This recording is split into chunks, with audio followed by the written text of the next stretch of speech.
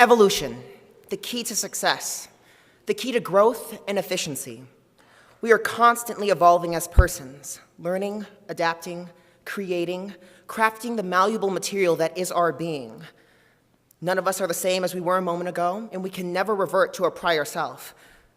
We are shaped by constant progress, making us one of the most amazing evolutionary feats in the universe's history. Well, with evolution comes differentiation. These slight changes in the genetic code are both physical and mental, giving rise to perceptible immutable characteristics such as skin pigmentation, hair color, ethnically based anatomical features, and sexual orientation. And throughout human history, these traits, along with many others, have served as easy ways for us to differentiate ourselves from each other, and therefore use those differences to belittle the people with such adaptations. Ever since I started school, I have been called gay, the problem child, along with other crueler words. I can vividly remember going outside for recess and having second and third graders chase me around calling me those names. Of course, me being the sheltered, innocent 5-year-old I was, I didn't think much of it. I didn't know what those words meant. Homosexuality wasn't even on my radar as something that society views as an issue. I had always been taught that the biggest societal obstacle I would have to face was being a black man in white America.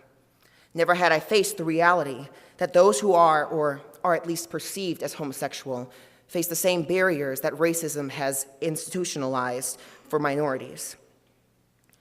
What followed were more years with harsher words, more hateful speech, and cruder jokes, giving me a coating of diamond-like skin, impenetrable by homophobic racists' meaningless labels and prejudices.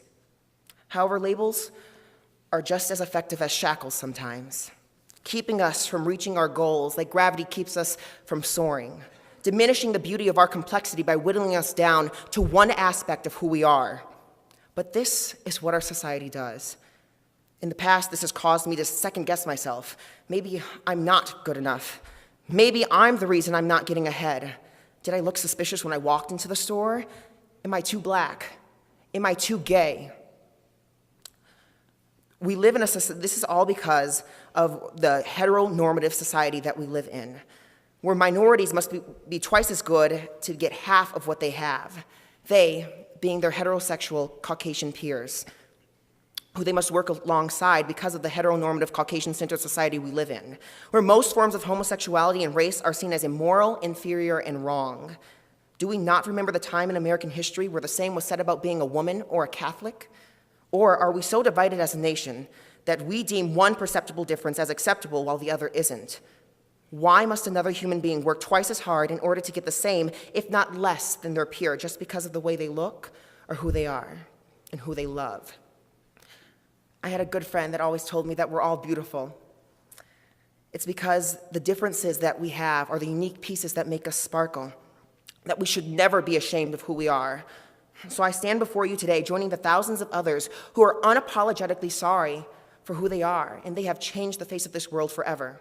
Joining the likes of Barack Obama, Martin Luther King Jr., Malcolm X, Ellen DeGeneres, Eleanor Roosevelt, Harvey Milk, Meghan McCain, and Jesus Christ. They opened doors for men and women across the globe who had been forced to accept the mistreatment our world deems acceptable because of who they were. The labels assigned put them in boxes with decreasing volume, yet they embraced themselves and overcame those obstacles. They gave us hope that our dreams can and do come true, that we too are beautiful and capable of achieving our goals despite our immutable characteristics and the labels people assign that limit us. So I urge each and every one of you to accept your authentic self. Love who your God created you to be, because there is nothing that can stop you. And if we all challenge the authority that says it is okay for a person to treat us differently because of the way we are and things we cannot change about ourselves, their walls will tumble down. We can be the voices of change that we want to hear. We will not be put in boxes and stay there. Who you do or do not love should not limit your ability to progress in society. What color your skin is or is not should not limit your ability to dream. And I, Myles Bowen, a proud, intelligent, confident, capable African-American man, a lioness with a mane fit for a king. We'll stand beside you and fight for love, equality, and justice. We will rise up and defy gravity. Thank you.